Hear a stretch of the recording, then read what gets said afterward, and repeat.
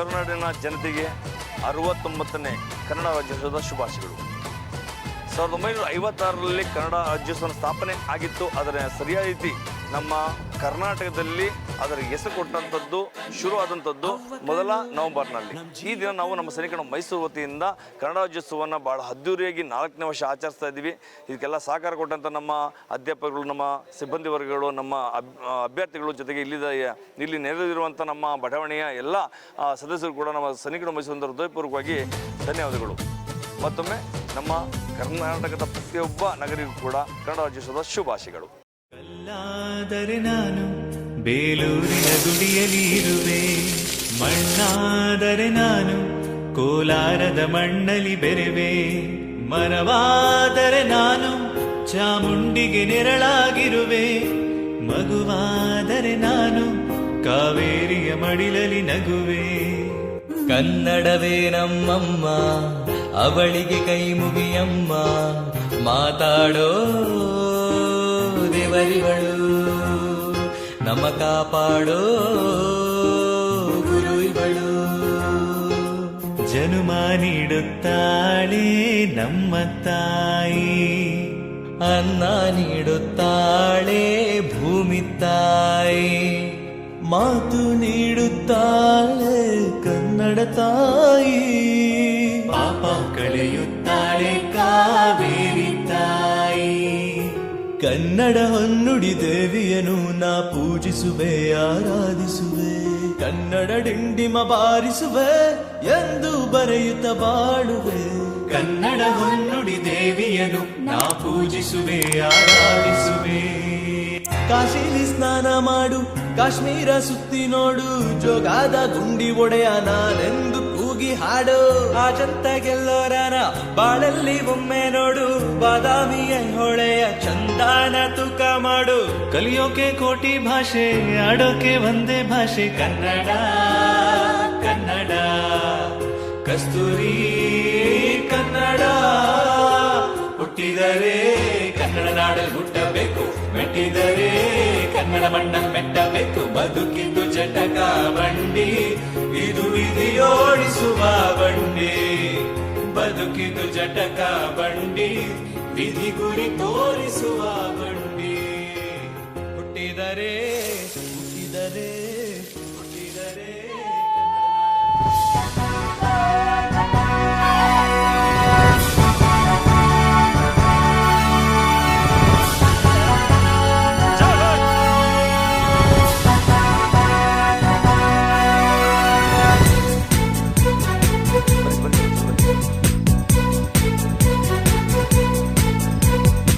ಬಾರಿಸು ಕನ್ನಡ ಡಿಂಡಿಮವ, ಬಾರಿಸು ಕನ್ನಡ ಡಿಂಡಿಮವ. ಹೆಸರಾಯಿತು ಕರ್ನಾಟಕ, ಉಸಿರಾಗಲಿ ಕನ್ನಡ, ಎಲ್ಲೆಡೆ ಕನ್ನಡ ಬೆಳಗಲಿ, ಎಲ್ಲೆಡೆ ಕನ್ನಡ ಬೆಳಗಲಿ.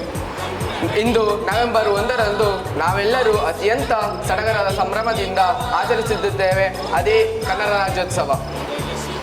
ಇಲ್ಲಿ ಜಾತಿ ಮತ ಧರ್ಮಗಳನ್ನು ಮೀರಿ ಒತ್ತಗೂಡಿ ಕನ್ನಡ ನಾಡಿನ ಹೆಮ್ಮೆಯ ಹಬ್ಬ ಪುಟದ ಸುವರ್ಣಾಕ್ಷರದಲ್ಲಿ ಬರೆದಿಟ್ಟಿರುವ ಮಹತ್ವದ ದಿನವಿಂದು.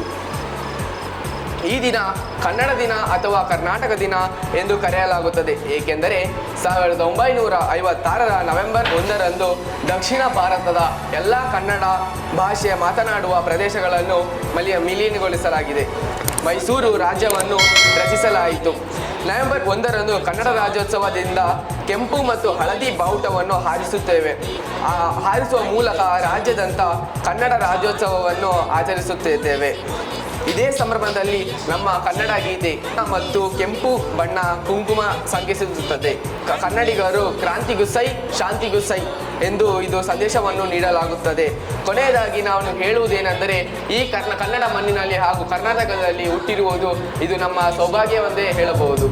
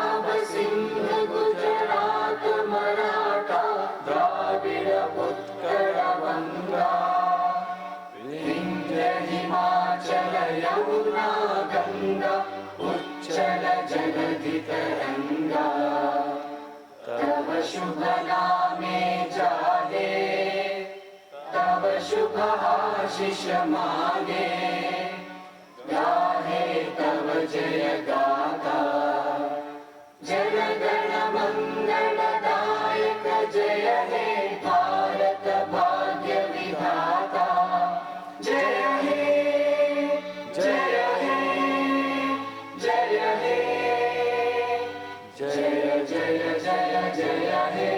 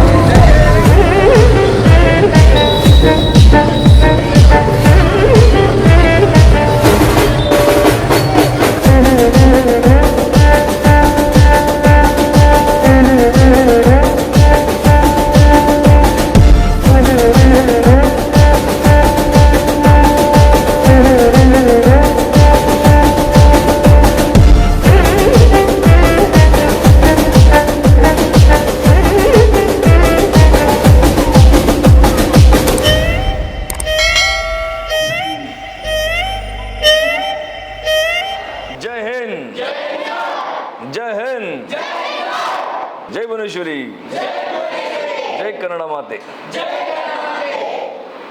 जय हिंद ಅಗಾಧ ಶಕ್ತಿ ಕನ್ನಡ, ಅಪಾರ ಪ್ರೀತಿ ಕನ್ನಡ, ಅನನ್ಯ ಕನ್ನಡ, ಅನರ್ಘ್ಯ ಕನ್ನಡ, ಹೊನ್ನ ಸಿರಿ ಕನ್ನಡ, ಎದೆ ಉಸಿರು ಕನ್ನಡ. ಎಲ್ಲಿ ಇರುವುದೋ ತುಂಗೆ, ಎಲ್ಲಿ ಇರುವುದೋ ಭದ್ರೆ, ನಾಡು ಒಂದೇ ಕನ್ನಡ. ಎಲ್ಲಿಯ ನಾವು, ಎಲ್ಲಿಯ ನೀವು, ಭಾಷೆ ಒಂದೇ ಕನ್ನಡ. ಎಲ್ಲರಿಗೂ 69ನೆಯ ಕನ್ನಡ ರಾಜ್ಯೋತ್ಸವದ ಶುಭಾಶಯಗಳು.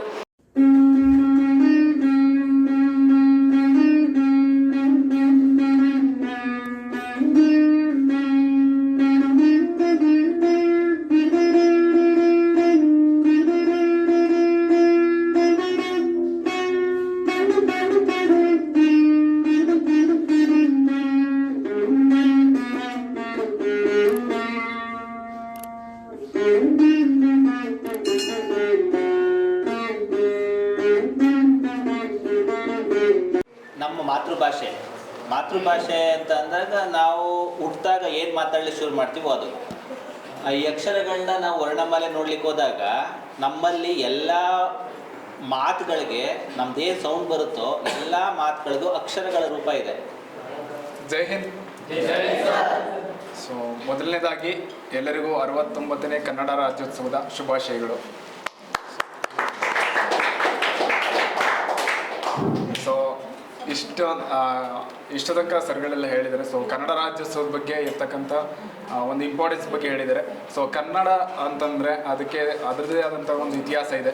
ಸೊ ಸುಮಾರು 2,000-2,500 ಇತಿಹಾಸವನ್ನು ಉಳ್ಳಂತಹ ನಮ್ಮ ಕನ್ನಡ ಭಾಷೆಗೆ ಒಂದು ವ್ಯಾಕರಣ ಆಗಿರ್ಬೋದು ಅಥವಾ ಕರ್ನಾಟಕ. ಸೊ ನಾವು ಕರ್ನಾಟಕ ಅಂತ ಕರಿತೀವಿ. ಸೊ ಈ ಕರ್ನಾಟಕ ಅನ್ನೋ ಪದ ಇಷ್ಟ ತನಕ ನಾನು ಎಲ್ಲರಿಗೂ ಇಷ್ಟೇ ಟೀಚ್ ಮಾಡಿದ್ದೀನಿ, ಬಟ್ ಒಬ್ಬರಿಂದನೂ ಬರಲಿಲ್ಲ. ಇದು ಕರ್ನಾಟಕ ಅಂತ ಕರಿತೀವಿ. ಸೊ ಈ ಕರ್ನಾಟಕ ಅನ್ನೋ ಪದ ಎಲ್ಲಿ ಬಂತು?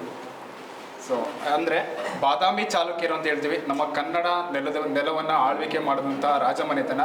ಸೊ ಈ ಬಾದಾಮಿ ಚಾಲುಕ್ಯರಲ್ಲಿ ಇವರ ಸೇನೆಯ ಹೆಸರೇ ಒಂದು ಸೈನ್ಯ ಇರುತ್ತಲ್ವ, ಆ ಸೈನ್ಯದ ಹೆಸರೇ ಕನ್ನಡ ಬಲ ಅಂತ ಹೇಳಿ.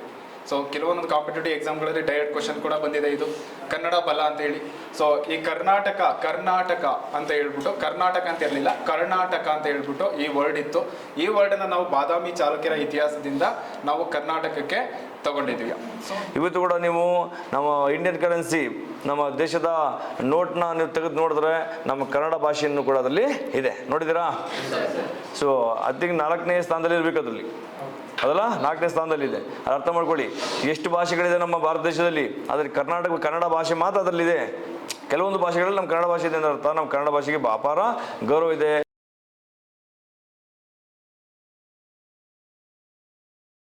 SSC ನ್ಯೂ ಬ್ಯಾಚ್ ಇವತ್ತಿಂದ ಸ್ಟಾರ್ಟ್ ಆಗ್ತಿದೆ, ಕಮೆಂಟ್ಸ್ ಆಗ್ತಿದೆ. ಓಪನಿಂಗ್ ಅಡ್ರೆಸ್ ಮಾತ್ರ ಫ್ರೈಡೆಯಿಂದ ಸ್ಟಾರ್ಟ್ ಆಗುತ್ತೆ.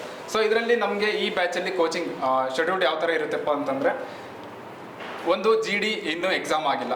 ನೆಕ್ಸ್ಟ್ RPF ಡಿಸೆಂಬರ್ಗೆ ಎಕ್ಸಾಮ್ ಅಂತ ಕೊಟ್ಟಿದ್ದಾರೆ. ಸೊ ಡಿಸೆಂಬರ್ 2ನೇ ತಾರೀಕಿಂದ 12 ತನಕ ಡಿಸೆಂಬರಲ್ಲಿ ಎಕ್ಸಾಮ್ ಆಗೋ ಸಾಧ್ಯತೆ ಇದೆ. ಸೊ ಡೇಟ್ ಆಲ್ರೆಡಿ ಆಗಿದೆ, ನಾನು ಸ್ವಲ್ಪ ಗ್ರೂಪಿಗೆ ಕೂಡ ಅಪ್ಡೇಟ್ ಮಾಡಿದೆ, ನೋಡಿರ್ತೀರ. RPF ಎಕ್ಸಾಮ್ ಇದೆ, GD ಎಕ್ಸಾಮ್ ಇದೆ, ಅದ್ರ ಜೊತೆಗೆ RRB NTPC ಕೂಡ ಕಾಲ್ಫಾರ್ಮ್ ಆಗಿದೆ.